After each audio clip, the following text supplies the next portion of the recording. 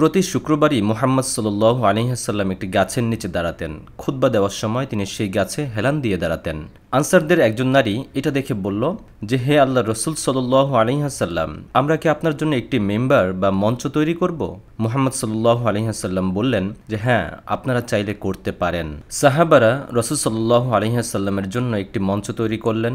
সবাই অবাক হয়ে লক্ষ্য করল রাসূল সাল্লাল্লাহু আলাইহি ওয়াসাল্লাম জুমার খুতবা দেওয়ার জন্য মিম্বারে ওঠার সময় খেজুর গাছটি শিশুদের মতো কাঁদতে লাগল। কোনো সাহাবা বর্ণনা করেছেন যে গাছটি বাচ্চাদের মতোই কাঁদছিল। রাসূল সাল্লাল্লাহু আলাইহি ওয়াসাল্লাম তখন মিম্বার থেকে নেমে গাছটির কাছে গেলেন। গাছটিকে তিনি এমনভাবে সান্ত্বনা দিতে লাগলেন যেন সেটি একটি শিশু। রাসূল সাল্লাল্লাহু আলাইহি ওয়াসাল্লাম গাছটিকে সান্ত্বনা দিচ্ছেন আর সাহাবারা তাকিয়ে তাকিয়ে দেখছেন। মুহাম্মদ সাল্লাল্লাহু আলাইহি ওয়াসাল্লাম বললেন যে গাছটি কাদার কারণ হলো এটি আল্লাহর জিকিরের কথা স্মরণ করছে। খুতবা দেওয়ার সময় সে তা শুনত।